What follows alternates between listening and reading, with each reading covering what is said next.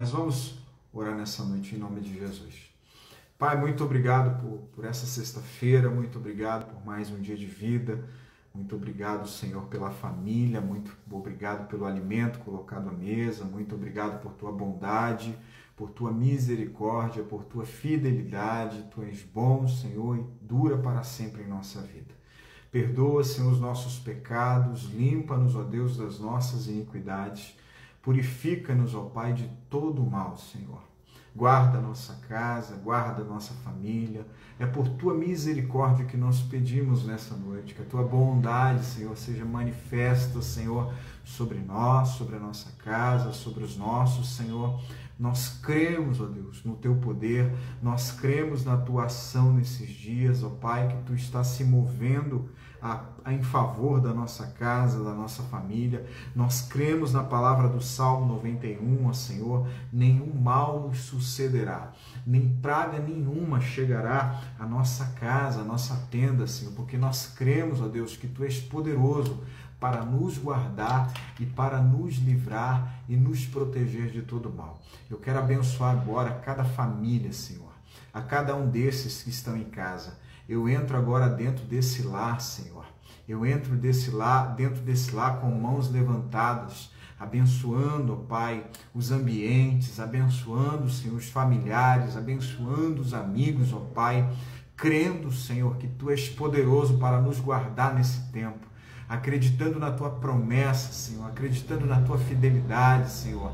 Visita aqueles que estão nesse momento passando por luto, por angústia, depressivos, ó Pai. Em nome de Jesus, que a Tua bondade se manifeste, ó Pai. Que a Tua bondade, Senhor, nos alcance, que a Tua misericórdia, Senhor, esteja presente, se faça presente nessa noite, Pai.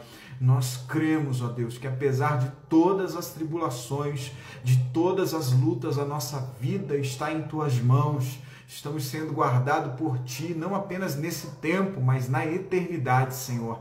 Em nome de Jesus, manifesta o Teu poder, manifesta a Tua graça, manifesta, Senhor, a Tua bondade, Senhor, que Tuas bênçãos possam ser derramadas sobre a nossa vida, sobre a nossa casa, nessa família, e sobre a nossa família agora, Senhor. Em nome de Jesus, leva-nos aos pastos verdejantes, leva-nos, Senhor, às águas tranquilas, que a Tua bondade se manifeste, Pai, que o Teu amor, Pai, possa prosperar o nosso caminho, que em tempos de crise, ó Deus, nós possamos contemplar a Tua boa mão ao nosso favor, ó Pai. Livra-nos, ó Deus, de todas as incertezas da alma, guarda o nosso coração nessa noite, guarda-nos e livra-nos do medo. Toca, Senhor, em nós, para que a nossa esperança seja revigorada nessa noite, fortalecida. Em nome de Jesus, nós Te agradecemos, Senhor. Amém e amém. Amém? Pega aí papel e caneta nessa noite.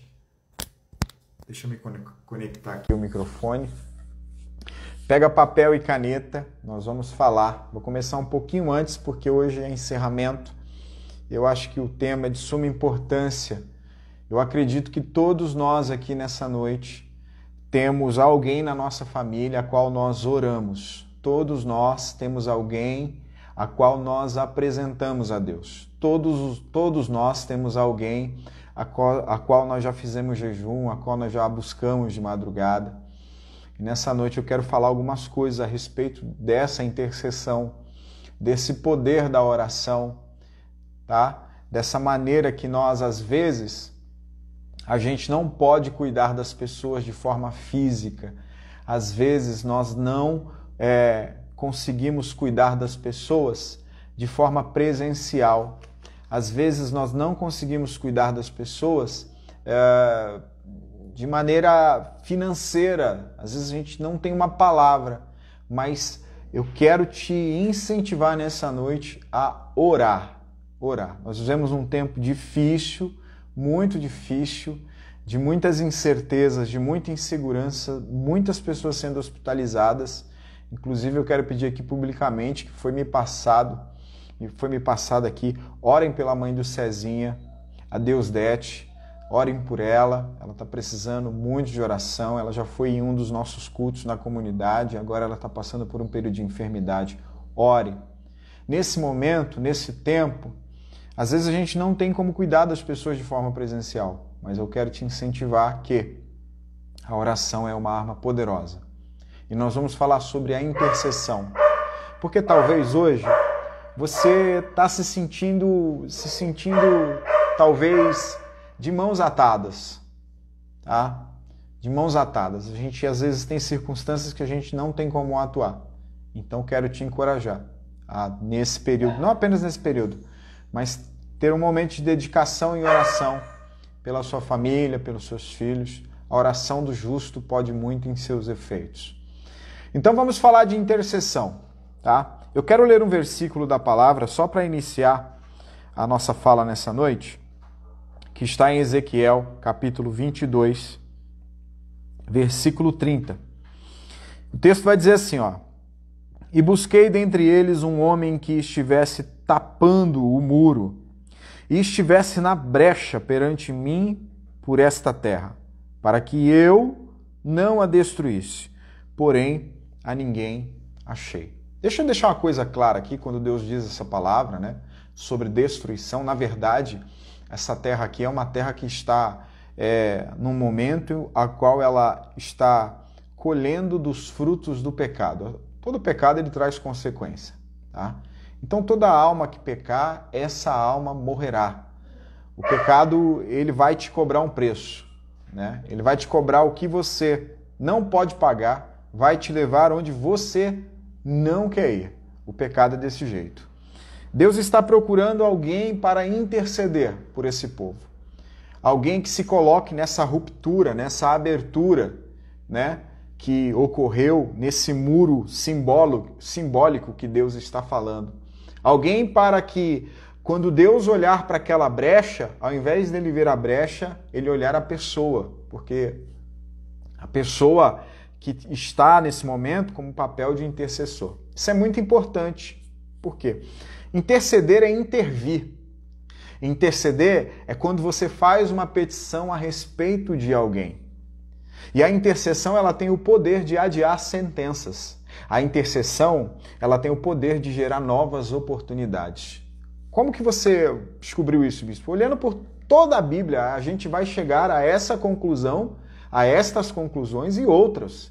Então, a intercessão, ela adia sentenças e a intercessão, ela produz, gera novas oportunidades na vida de quem você está intercedendo. Porque às vezes você se cansa e se desgasta porque você não está vendo os resultados que você espera que aconteça. Mas por trás disso, Deus ele está o quê? Às vezes, ele está adiando sentenças, Deus ele está gerando oportunidades. Talvez através da tua oração não aconteceu aquilo que você queria, mas Deus está produzindo oportunidade na vida dessas pessoas. Por quê? Às vezes a gente quer orar, em oração, a gente ora para que as pessoas mudem. E às vezes a gente nem perguntou se as pessoas querem mudança, tá? Às vezes a gente quer mudar quem não quer ser mudado. E aí eu acho que isso inflige, primeiro, o desejo da pessoa. Segundo, Deus ele não vai pegar pelo colarinho da pessoa e fazer com que a pessoa mude. O que Deus faz através da tua oração? Vamos sintetizar aqui. Literalmente, ele pode adiar sentenças, e isso é bíblico, e ele pode gerar novas oportunidades. Então eu quero te estimular a continuar orando, porque talvez você não conseguiu ver o que você esperava ver a partir da tua oração. Mas hoje eu posso te falar uma coisa segura. A tua oração está adiando sentenças na vida dessa pessoa. A tua oração está produzindo oportunidades na vida dessa pessoa. E você quer coisa melhor do que isso? Não existe coisa melhor do que isso. Porque, de fato, Deus ele não vai entrar de maneira, olha, que você vai mudar, que você tem que mudar. Não. Deus ele vai criando circunstâncias. Tá bom? Agora, nós, dentro da nossa casa, temos um papel muito importante de intercessão. E talvez dentro da sua casa você seja a única pessoa que intercede, talvez a única pessoa que tem fé, e o seu papel é importante. A gente precisa assumir essa responsabilidade. Agora eu preciso entender uma coisa. Quando eu falo de intercessão, não adianta eu ser um intercessor diante de Deus e diante dos meus familiares, às vezes eu ser como o Adão. Adão é o tipo de intercessor que você não pode ser. Por quê? O Adão, ele erra juntamente com Eva, lá em Gênesis capítulo 3, versículo 9, e no momento que ele deveria se colocar como intercessor da família, ele entra numa discussão com Deus e ele culpa todo mundo, culpa Deus, culpa Eva, fala de todo mundo, acusa todo mundo que está à sua volta para não assumir a culpa. Então, às vezes, você até ora pelas pessoas que estão em sua casa, diante de Deus, mas você precisa fazer isso também diante delas. Você precisa ser intercessor de forma presente também. A gente não pode ser juiz das pessoas. A gente precisa, diante de Deus, assumir responsabilidades e diante das pessoas também. E não há mal nenhum nisso. Não estou dizendo para você se sentir a pessoa mais culpada do mundo pelos problemas da tua casa. Mas se você está dentro da tua casa, você é uma coluna, você é um pilar, você tem que assumir essa responsabilidade de quê? De oração. Literalmente. Não estou dizendo que você tem que aceitar tudo que fazem de errado, não. Não estou dizendo que você tem que carregar as cargas de todo, não. Mas você tem que ser a primeira pessoa a ter temperança. Você tem que ser a primeira pessoa a ter equilíbrio. Você tem que ser a primeira pessoa a demonstrar o fruto do Espírito para essas pessoas. Por quê? A tua oração vai para Deus, mas o teu fruto se revela na vida das pessoas. Amém? Eu quero falar também a respeito do Abraão. O Adão é o intercessor que eu não devo ser. O Abraão é o tipo de intercessor que não considera coisas passadas. O Abraão, ele não tem um placar para contabilizar o quanto se errou, o quanto se acertou. Por que eu estou falando disso? Lá em Gênesis 18, 23, a gente vai ver o Abraão intercedendo por Ló, o seu sobrinho. Mesmo o Ló está em uma situação difícil por causa das escolhas que ele havia feito, porque ele decidiu ir para as terras de Sodoma. E Sodoma agora vai ser destruída. E o que Abraão faz? Abraão podia ter falado assim, bem feito. Ele escolheu o melhor lugar, ele se moveu pelos olhos. Não. Abraão vai diante de Deus quando sabe que Sodoma vai ser destruída. E ele é o quê? Ele é o tipo de intercessor que não fica olhando para o passado. Por quê? Ló é família. Independente do que Ló fez, Ló é família. E o que Abraão pode fazer agora? Abraão pode interceder por Ló. Você não pode ter um placar na tua casa. Não pode ter um placar na tua vida. Sim, as pessoas vão errar. Sente-se com as pessoas, resolva os conflitos, mas deixa o placar de lado. Não fique contabilizando. Olha, é a primeira vez. Olha, é a segunda vez. Sabe por quê? Deus não faz isso com a gente. Todas as vezes que nós colocamos os nossos pecados diante de Deus, é como se estivéssemos pecando pela primeira vez. Por quê? No dia anterior que você pediu perdão dos seus pecados, Deus, ele literalmente te perdoou. Vamos falar agora do terceiro personagem, que é o Jó. É o tipo de intercessor que paga o preço. Jó capítulo 1, versículo 5. Por quê? Jó é o cara que se levanta de madrugada para orar pelos filhos. E não apenas orar, mas ele oferece sacrifícios de holocausto. O que significa sacrifício de holocausto? Holocausto é um boi inteiro, um cordeiro inteiro para cada filho. Jó está pagando um preço porque ele supõe que os filhos, de alguma forma, podem ter pecado e, por isso, ele decide entrar em oração e sacrifício. O verdadeiro intercessor, ele ora e sacrifica.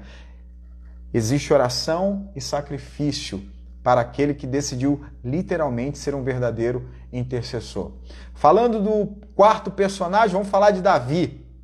É o tipo de intercessor que é insistente. Enquanto há esperança, ele busca a Deus. Enquanto há vida, ele busca a Deus. Lá em 2 Samuel capítulo 12, ele tem um filho que é fruto do pecado com Betseba. E Deus decide retirar o menino. A Bíblia vai dizer que Davi ora e jejua incansavelmente pelo menino enquanto o menino está vivo. Então, assim, enquanto há oportunidade, resumindo, enquanto há vida, ele está intercedendo. Número 5, apóstolo Paulo é o intercessor que mesmo em circunstâncias desfavoráveis permanece orando. Efésios capítulo 3, versículo 14. Você já ouviu esse versículo? Por essa causa me coloco de joelhos. Sabe o que Paulo está falando à igreja de Éfeso? Eles estão abatidos, eles estão enfraquecidos pelas prisões de Paulo. E Paulo, o preso, ora por aqueles que estão livres.